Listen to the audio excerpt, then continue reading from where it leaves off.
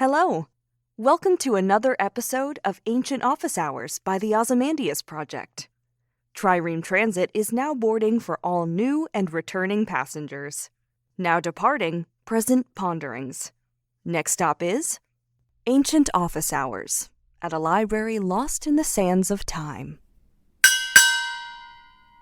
Hey everyone, and Happy New Year. I hope you all had a wonderful holiday. Welcome to episode 31 of the podcast, which also happens to be the first episode of 2022. This week's guest is Dr. Emily Austin, an assistant professor of classics at the University of Chicago. If you love Homer, then you'll love this episode because it features two Homeric epic fans completely nerding out. Dr. Austin's recent book, Grief and the Hero, The Futility of Longing in the Iliad, explores the nexus of grief, longing, and anger in the Iliad. In this episode, we take a real deep dive into which Homeric poem translations are the best. We examine the emotions in Homer, discuss whether Vergil's Aeneid is really just bad Homer fanfic, and I ask what silly scene from the Iliad or Odyssey she would like to see adapted to the screen. I don't remember the last time I really had a long chat almost exclusively about Homer, and if you haven't had one or can't remember your last Homer nerd out, then let this episode be a great starting point. Enjoy the ep, and I'll speak to you all soon. Thank you for joining me this lovely, very, very warm afternoon. Let's just jump right in then. And how did you get into classics? This is not one of the most flattering stories about me. I chose it totally randomly because I had this weird idea that all the people in my life knew Greek and Latin.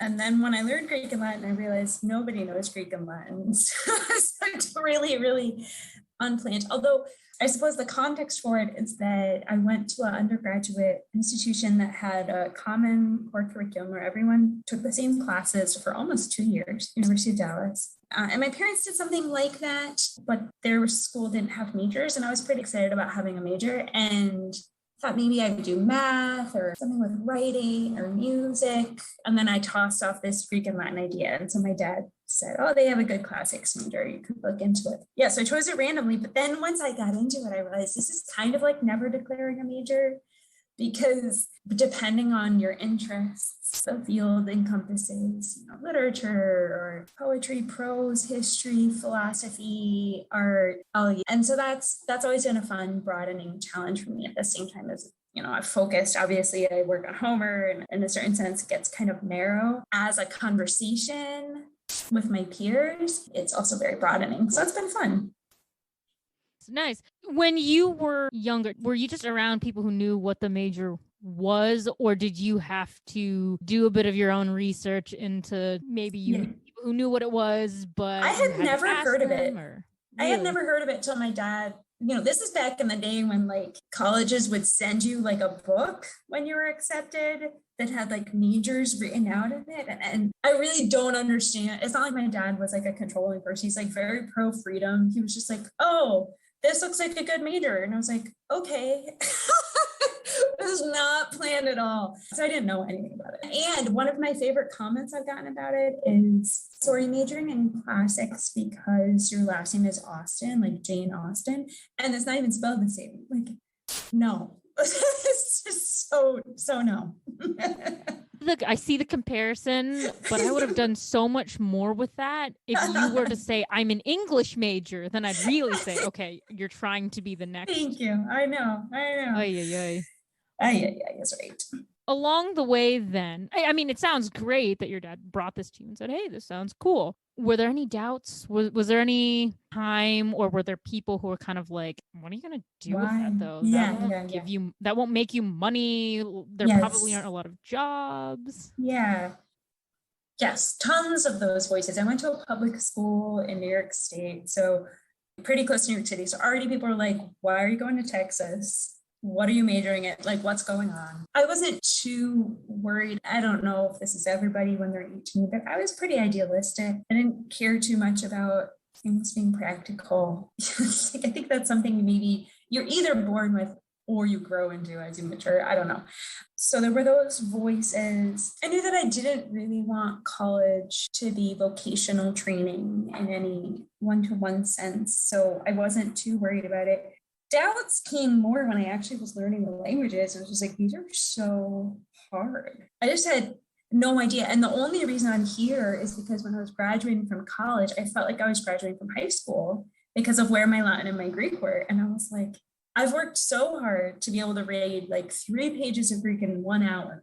Like, that is not fast, and, so I very, very last minute decided to go to grad school to just keep reading things. And it's not a good answer, but my answer is I didn't aim at making this something I would do with my whole life. I wanted to read beautiful things, and I wanted to have fun conversations with people. That was like pretty much it. I thought the humanities, I guess, were enriching on their own, and that I would be happy long-term having that experience and that enrichment, and then I would figure out the whole job thing. I think there was also like a secret corner of me. You can edit this out if you want to, but there was a secret corner of me where I was like, I'm just going to get married anyway. And like, it's not going to matter that much what I do, which ended up not happening, but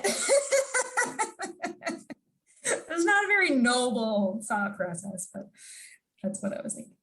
I think that's totally fine. I know people who have done so many different things, all either aiming toward a specific career or job, or they didn't really have a plan and then just kind of got caught up and fell into things and then said, hey, okay, this is fine. Yeah. And it seems like when you just said to go to grad school, did you have to do a bunch of research really quickly to find where the best programs were? Or were you kind of like, wherever they have a program, wherever I can get in, that's where I'm going? Sure. I had a friend who had graduated a year ahead of me, super, super bright guy, Tyler Trevelyan, and he had gone to Boston University. So it was on my radar because of him. We had a phone call. He was like, I think you'll really like it here. So that was why I applied there, which is where I ended up going. I applied to my own institution, which of course now I know is like a terrible idea. But at the time I was just attached to where I'd gone to college and I didn't want to stay there. And then I picked a few other places that just were randomly on my radar. And I applied to UVA and Dalhousie and Fordham, maybe. I mean, what was really scary was like, so it was like the first week of December that I decided. I feel like at breakfast, and all the applications are basically due right away. So now that I'm a professor, I'm realizing how generous my teachers were to write me recommendations really quickly. Scheduling the GRE, I think I took it the day after Christmas. I was like doing a crash course in math because I did not remember enough math to get a decent grade, and my brother helped me. Yeah, so it was all super last minute, but I also was fine with that because I wasn't totally convinced. I had never wanted to be like a pale academic who works like 15 hours a day, which is what I thought grad school was. So I had these conflicting, like, I love Latin and Greek. I love getting to the point where I can actually read things in the language with some, not fluency, like I am in ancient Greek, but some rhythm and understanding. And I want to keep doing that because I put a lot into it already. But on the other hand, do I want to get a PhD in classics? I wasn't too convinced. So I did all the work, and then I did get in. And then I had another crisis about whether I was going to go or not. It's like, you still have to make some decisions. So yeah, these are the hard questions. I know so many people who are in the same boat right now. I applied. Should I go? I'm sure you do, especially right now, because 2006 was still before the kind of job bubble burst. I don't know what we call it, but yeah. The crunch is kind of, I suppose, what I call it. Okay, and so then once you got into grad school, how did you go about picking your dissertation topic and your areas of interest? Or did you always just know kind of, oh, I love classics for this one certain part of it, and that's just what I'm going to do? Not at all. In fact, I thought that I was going to be a generalist. I loved that I needed to know Latin and Greek, poetry and prose. We had to do, before we picked our topic, but when we had a sense of what our dissertation topic would be, we had to pick up what we called a special topic, and it was supposed to be in the opposite language, or at least very, very different from what your dissertation would be on. So I did my special topic, Livy's first pentad. And now that I'm looking back on it, I'm like, Livy, right? Because I've spent so much time thinking about Homer. But that was fun. I loved that. I loved classes and the breadth of it and everything. So I wasn't very focused on Homer from the beginning. Also because just so much stuff is written on Homer. So much. It's like Shakespeare. It's just ridiculous. I didn't think I could handle all of that scholarship. He's also a hard author to find your voice in because he's never like, this is what's going on. So you're kind of like, well, I see all these cool things. Now what do I say? If you had told me when I was a first year that I was going to write a dissertation on Homer, I'd be like, that's a terrible idea. And I would have tried to talk myself out of it. You know, for me, Homeric poetry has been something I couldn't get away from. I just love reading it. It is so pleasant to me to read it. I love actually that he's hard to pin down. He keeps me flexible and like listening. I think this is something I like about classics in general. It's like, you know, even though there's historical, almost artificial in a certain sense, reasons why we study these two cultures and languages side by side, they also were conversing with each other or I suppose Rome was conversing with Greece as it inherited it. You know, the tragedians are conversing with Homer as they're inheriting him. And those, I don't know, it's almost like play or openness or threads. They're just so wonderful when they pop up and when you see them. So it's fun to work on Homer because I don't have to worry about anything that came before. But I also love being in the field where I always pushed to go further. So anyway, how did I pick Homer? Yeah, I took a great Iliad class with Rainer Friedrich, was visiting. He's not even a BU professor, but he was visiting. He taught us an Iliad class and I got a little bit hooked. And we had to submit papers every year to all the faculty. And so just like as a kind of evaluation, one of the papers I submitted was the paper for that class. And Steve Scully kind of stopped me in the hallway and said, you should write your dissertation on Homer. I think there's at least 15 dissertations on Homer that haven't been written yet. I was like, okay. 15. So it took me a while to pin down a topic, but now I love it. Okay. Yeah, that's really cool. I always loved reading Homer. I definitely knew it would not be the area of classics that I would be specializing in. Yeah, very smart, Lexie, very smart. But now I have to ask, because you've mentioned it, this is probably my favorite question, which just sort of annoys everyone else. No problem. Do you have a favorite translation of Homer? Do you have a least favorite? You know what? We can expand it. We could say, what is your favorite because you feel it's closest to the Greek? And what is your least favorite because for whatever reason, maybe this author just uses a bunch of translations that you don't like? No, it's such a hard question for me. I guess what I'll say is I didn't like Homer in English, and that's part of why it's a hard question for me to answer, because since I went through that, didn't like it at all. I was like, why all the fighting? Who are these people? And everyone say, just wait till book 24. And we get to book 24 and it's 10 little lines of, weeping together. And I'm like, that's it? It was a lot of killing for 10 lines. I was not impressed, but I was 18. I don't know. And we read Lattimore for that. So Lattimore in a certain sense, although in a certain sense, he's like almost perfect. His Greek is perfect. Something he does that's really nice is if the Greek repeats something, he translates it the same way. So you notice the formulas, you notice the word choice and stuff. But that also leads to a certain amount of dullness. It's not as vivid as Homer. Homer's like quiet, but very alive in Greek. And Homer's poetry, I don't know. I can't really stand Pope in a certain sense because the rhyming gets to me and there's no rhyming, but he is a poet. And I love that. I taught Peter Green this year, and in a sense, he's like a more readable Lattimore. He's still line by line, and which is really nice, but it's not quite so heavy. He also does some things that are a little hokey or something. He'll say like every man jack of them for when Homer says all, everyone. Who says every man jack of them? But that's just, I would do that. I would be a terrible translator of Homer. So I don't. I'm hoping that Sarah Rudin, who has a really wonderful Aeneid, decides to translate Homer for me. I should write her because she's a poet. My favorite version, though, is Alice Oswald's Memorial. I don't know if you've read it. She's a, I think, British poet. She did a version. She called it an excavation, but in the States, we've called it a version of the Iliad, where she only translates the death narratives and the similes. And it's beautiful. And I really like it because it's very faithful to like one voice in Homer, which I think is pretty hard to do because it's not the whole thing. She doesn't have any of the narrative, but she does get something and she does it very well, which is really cool. Okay, I think in undergrad alone, for all the different classics courses that I took as part of my major, and maybe one English, I had to read the Iliad and Odyssey 5 times. What? Both of them?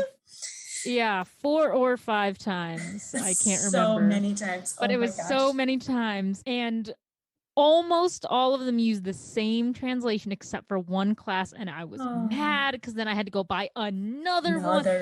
And I'm like, please just use the same one. Which one did they use? I read Lattimore in one class. The other 4, they all use Fagles. Oh, Fagles. My friend Fagles. Yeah. Fagles is a pretty good text to teach from.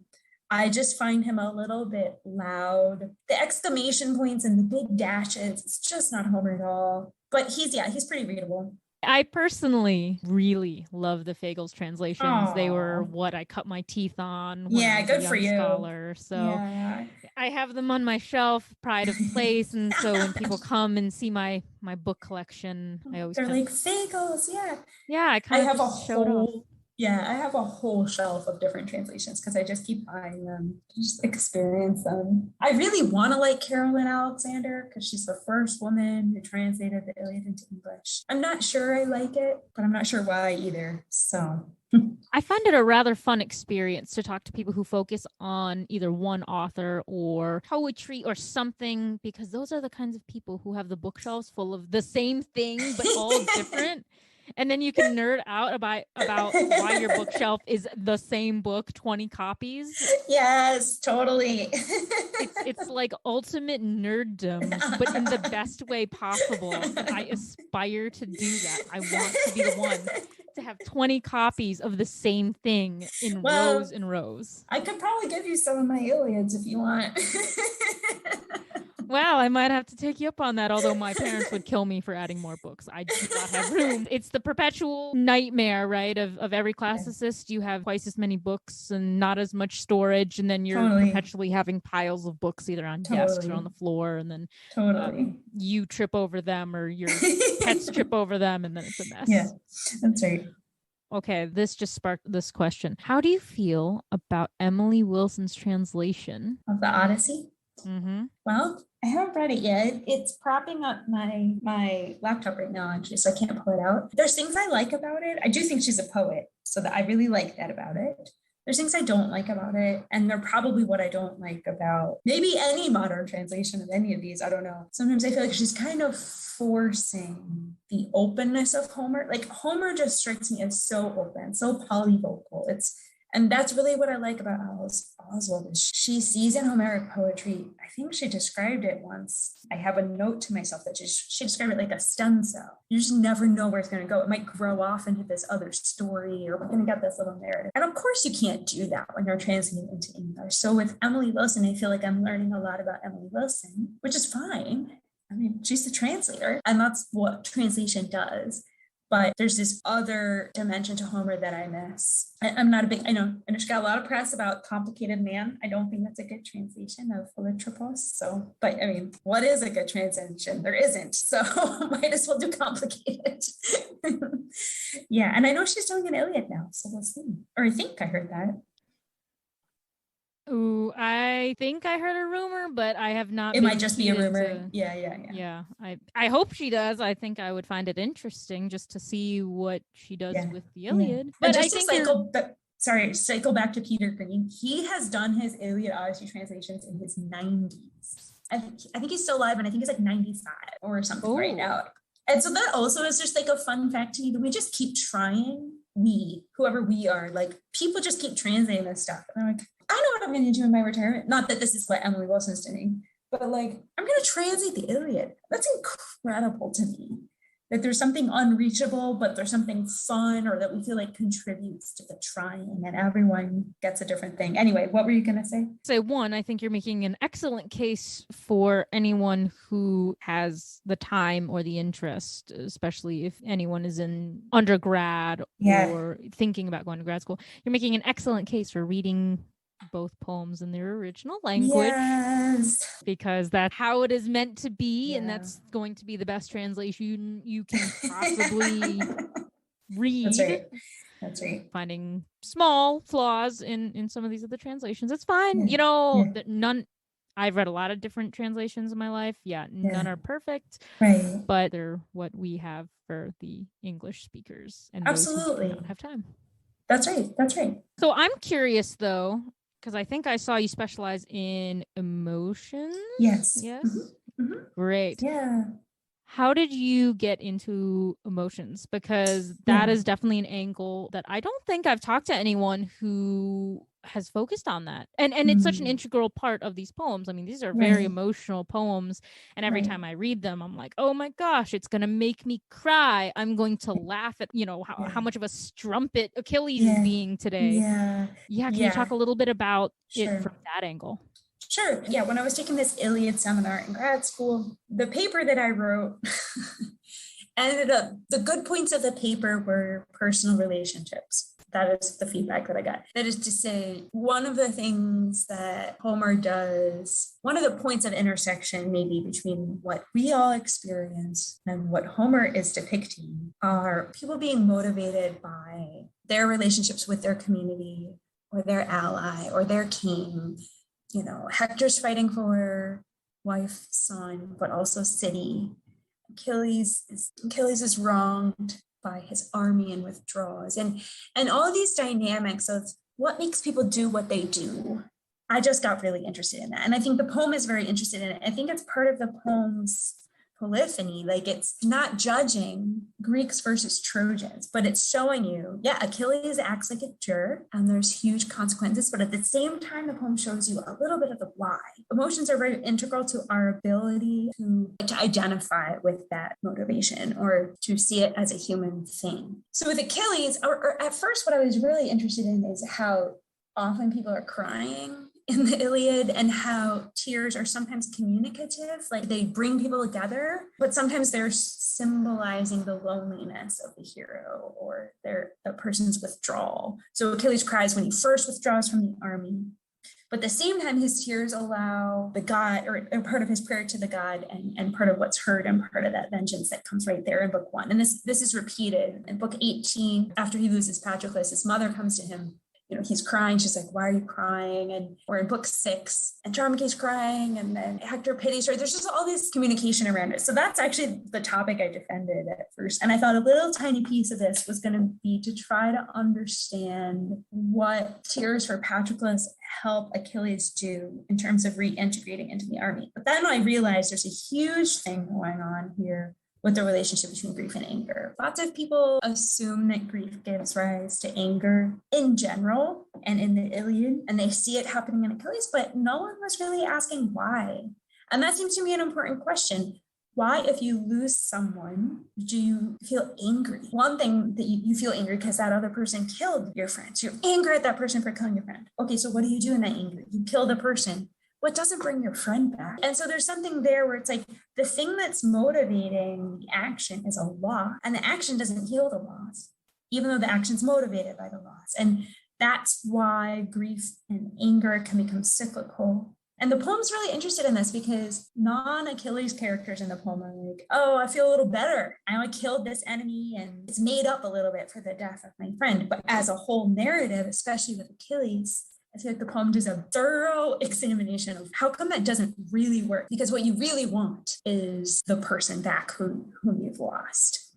Ooh, that is a really cool way of thinking about it. A lot of us get trapped in the surface kind of analysis where when you do something, I mean, it's one thing, I suppose, read the poem itself and to really dig in and analyze it from an academic perspective.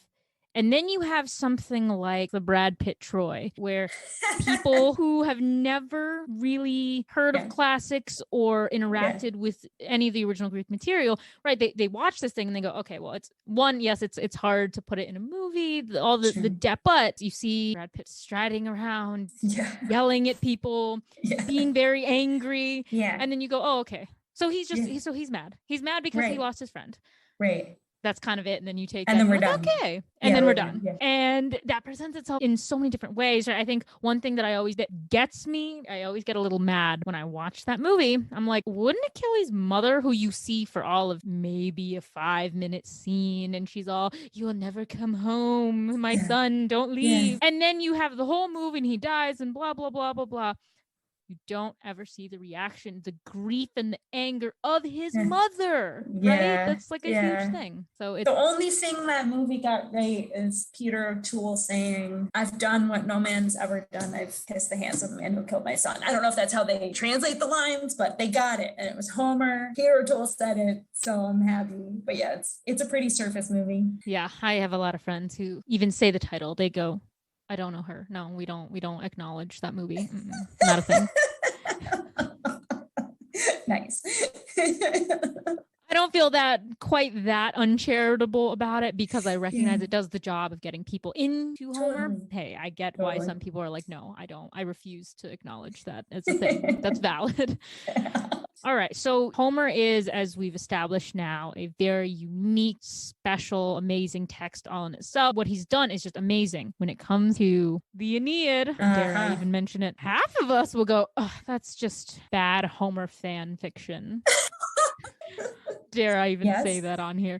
And some people will say, no, it's unique. It's good. It's sort of a proto-Roman hero, but it's still the Iliad and Odyssey in reverse order. Still not great. As someone who specializes in Homer and as someone who does not specialize in the Aeneid or Vergil, what do you think about the Aeneid? What is it really some sort of plagiarized, changed copy, or is it definitely like its own unique entity? Great question. I teach freshman core sequence that has, in its current incarnation, has an epic quarter in the fall. And this year at least, we read the Iliad, the Aeneid, and Paradise Lost. So that is a fresh question, and I just don't know. I mean, I don't think it's fan fiction. I think he's doing something. He's doing something political. He's doing something smart. But as far as its relationship with Homer, I just am totally flummoxed.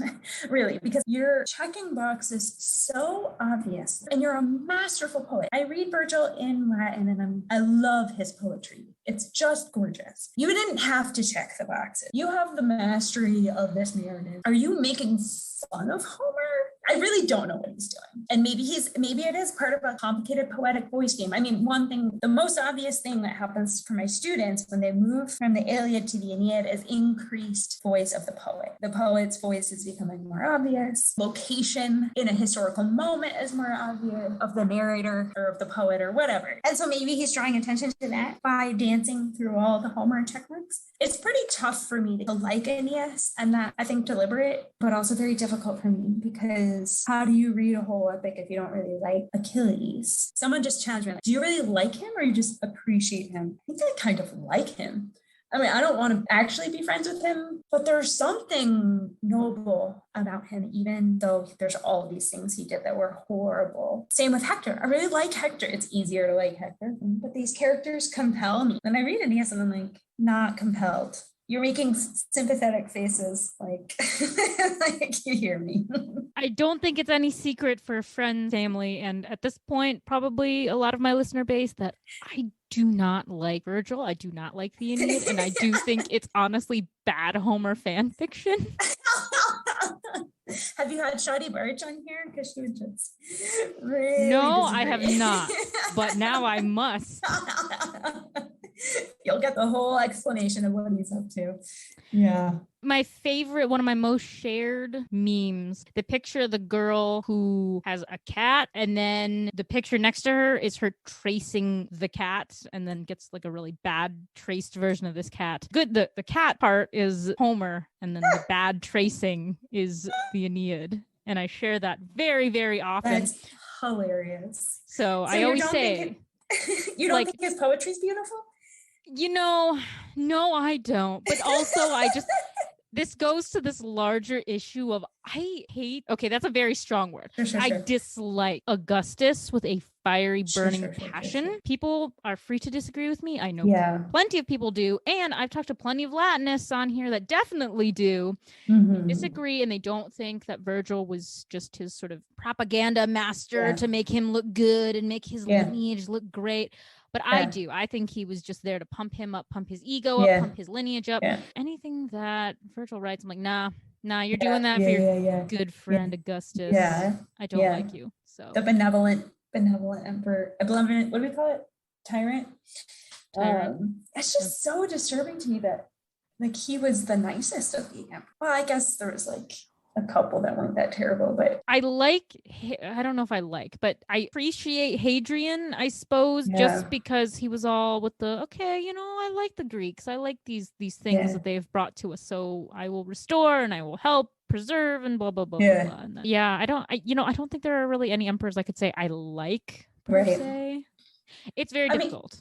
I do like thinking about, because we have situations, or at least in our recent history, where people haven't been able to just write whatever kind of poetry they want. So I do think thinking about how people navigate that is interesting. And I guess that's what a lot of Vergil scholars do. Like you have this situation, but even Chapman, I didn't mention Chapman's translation of the Iliad, which is pretty fun. It's the first one into English, but when he wanted to do this, he had to write a letter to, I don't know, some prince to say, like, give me money to write my poem. And he does it in a very noble way. Like, English is impoverished without Homer and all this stuff. But it's also like no one's going to sell copies to support you, right? So patronage was a reality. And that's also interesting to think about. That's very different from our world of publishing or poetry. Not to defend people who court emperors, but I do like thinking about it. I like thinking about the politics of... Yeah, well, it's interesting how even ancient poetry relied a lot on patronage, because it's really hilarious in a very twisted way how when I think of our modern system, it still is kind of a system of patronage. I mean, it's clearly different than ancient times, but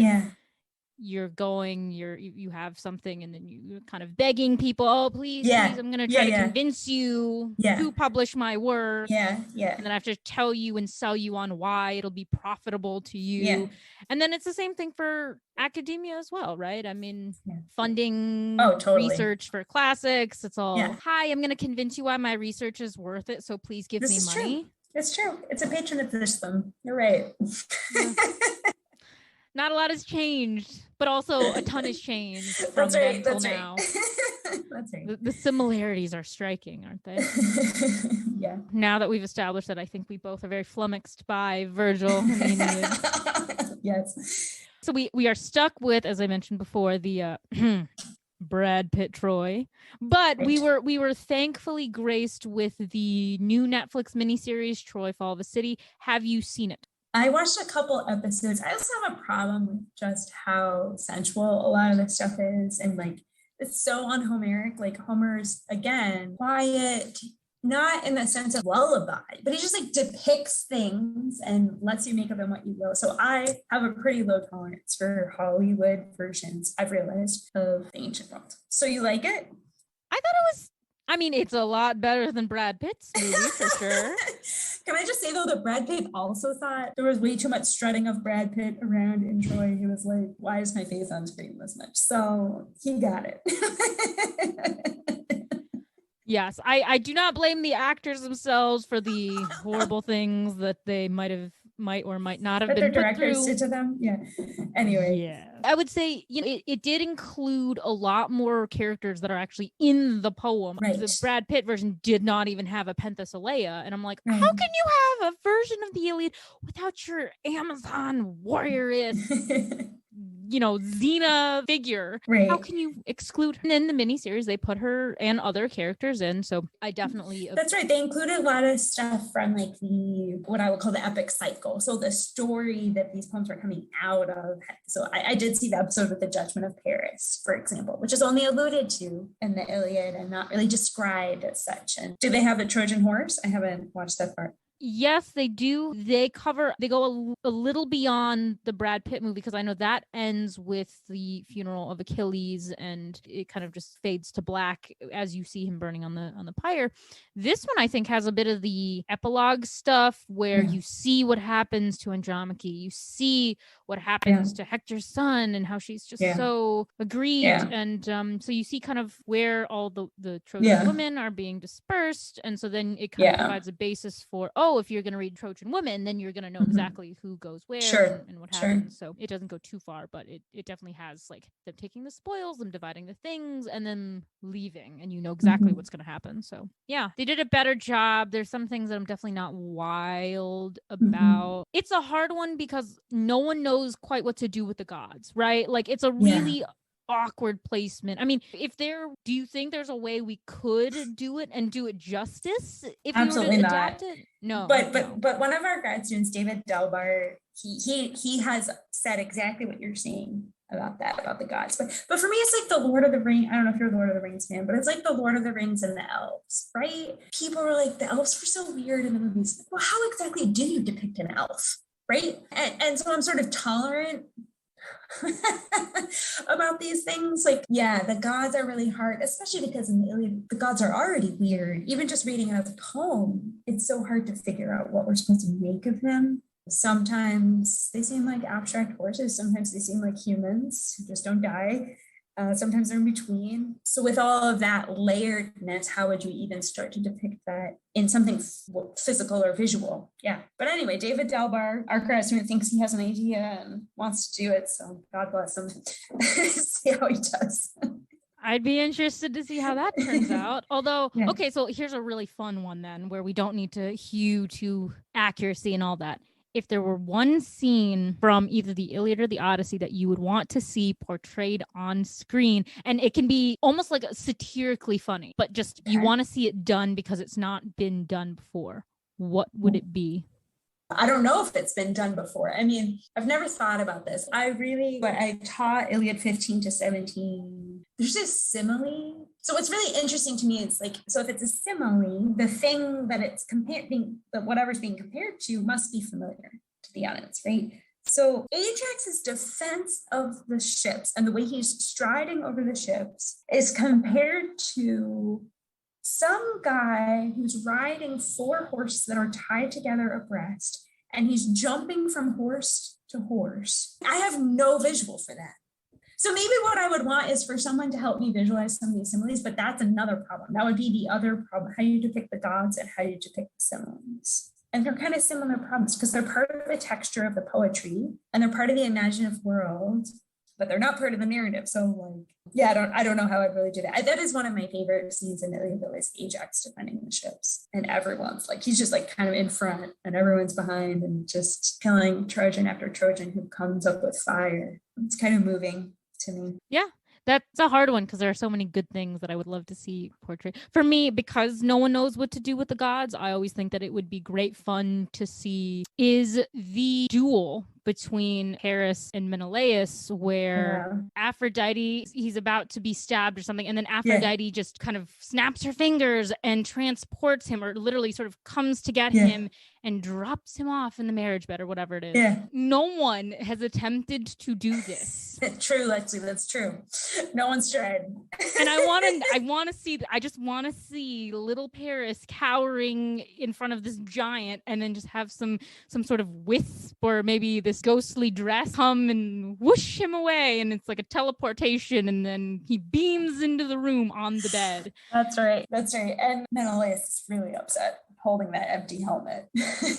Yeah, not only is he upset because he's like, I was robbed of my chance to stab this little weasel here. It's the hilarity of the entire situation in the scene. He's about to die. He's confronting her husband, and then boom, he ends up in her bedroom. Yeah. And it's like, okay, great. Yeah, I wonder how we would do that. So much to look forward to.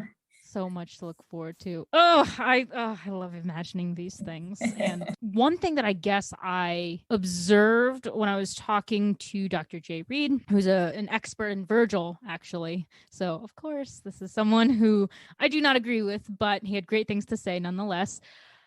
We were observing that there have not been a lot of adaptations of the Aeneid, probably for obvious reasons. What do you think one would look like that even tries to be good and not just some hilarious Homer takeoff?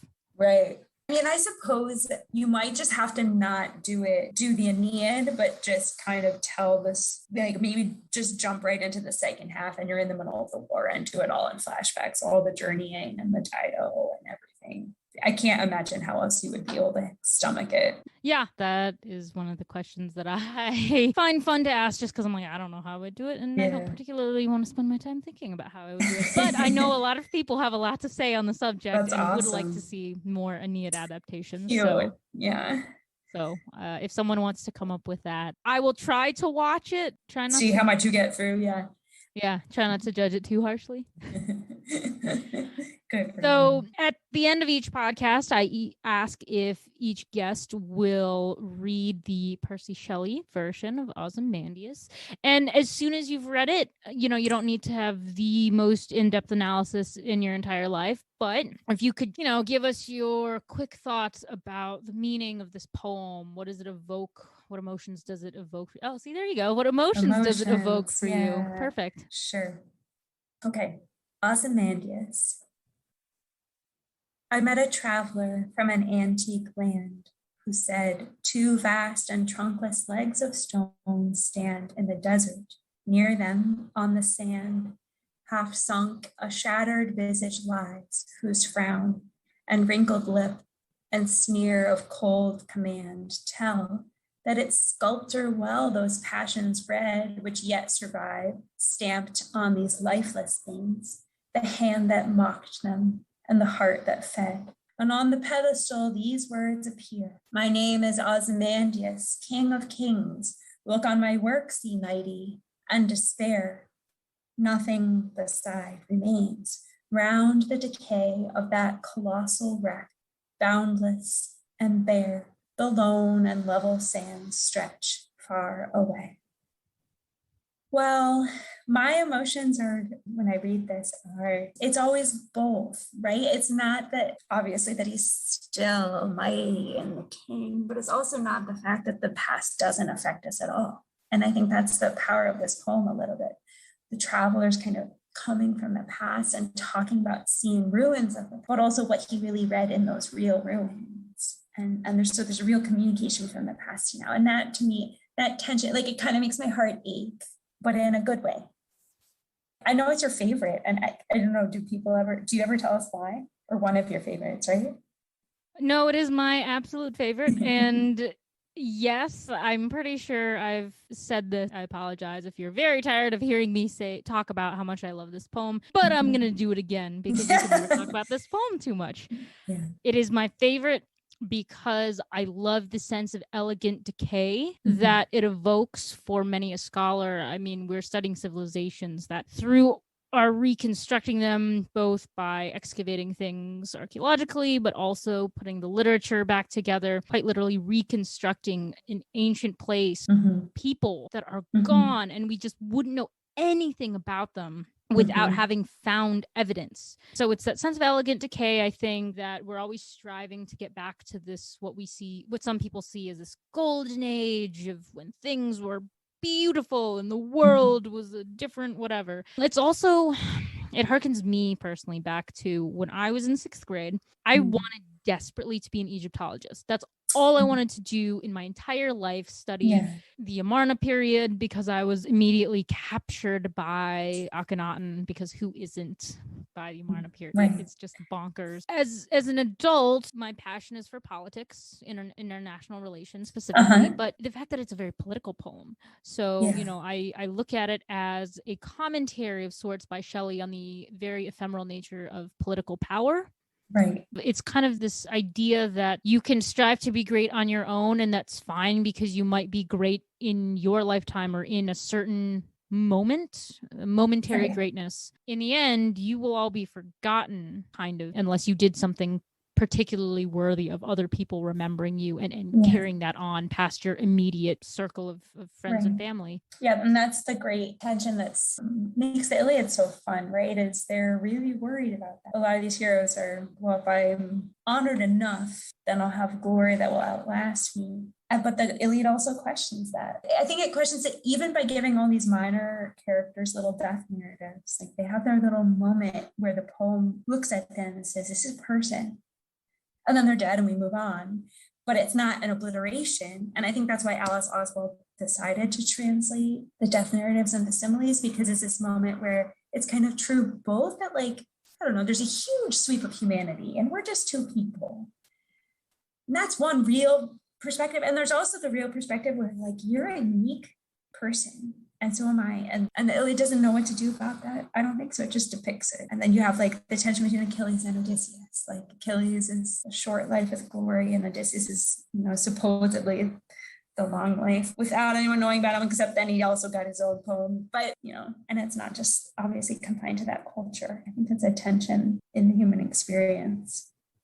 Yeah, it really evokes all these things that we've been grappling with for thousands and thousands of years. I always kind of say, well, where would Ramses be if this little artisan, the little guy, didn't craft and make his entire statue? Because this king, I have a hard time, this king would not be making his own statues. That's not something that's beneath him. So if he wanted to be remembered by his deeds alone, we might actually not know who he was. You do need people to help you. So that's right.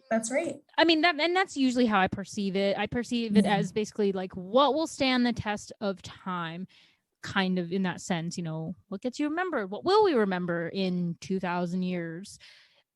And what will we forget? And so thinking in those lines, the very last question I ask every guest is, if you think about our modern culture today, is there a modern Ozymandias, something that we think is so amazing and so great right now, but in 2,000 years we'll have forgotten or look back at it like what a colossal disaster that was? This can be a person, a place, a theory. It can be anything. Well, there most certainly is, right? If anything, being a classicist has told me that that's true, right? What do we have? 8%? We have titles of 92% of the titles that we have, the stuff we even know was written, we only have 8% of it from the ancient world, right? And we just know that from titles. So there is absolutely stuff that we care a lot about that will not stand the test of time, whatever that means. But I don't know what they are now because things have shifted so much, right? Things are electronic. At this point, there's just an explosion of data. And I hope that social media does not stand the test of time. I hope we realize that this is making us somewhat less free because we're more, addicted to ourselves or something. But I don't know. It's a hard one. One of the best quick examples that I've ever heard of was my former professor, Dr. David Schenker from Missouri. And he just said, oh, here's your modern Ozymandias, an abandoned casino in Atlantic City. Right. And I was like, ooh, that's a good one. It's a good one. So it's a fun sort of theoretical question, and it's fun to hear the diversity of answers. Yeah, for sure. So I would like to thank you once again for joining me today. It was such a pleasure to be able to pick your brain about all things Homer. It's something I so seldomly get to do. Oh, it was super fun. Thank you for having me, Lexie. Trireme Transit is now departing ancient office hours. Next stop is Present Ponderings. I met a traveler from an antique land who said, 2 vast and trunkless legs of stone stand in the desert. Near them on the sand, half sunk a shattered visage lies, whose frown and wrinkled lip and sneer of cold command tell that its sculptor well those passions read, which yet survive, stamped on these lifeless things. The hand that mocked them, and the heart that fed. And on the pedestal these words appear. My name is Ozymandias, King of Kings.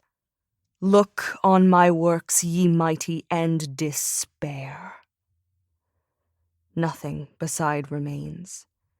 Round the decay of that colossal wreck, boundless and bare, the lone and level sands stretch far away.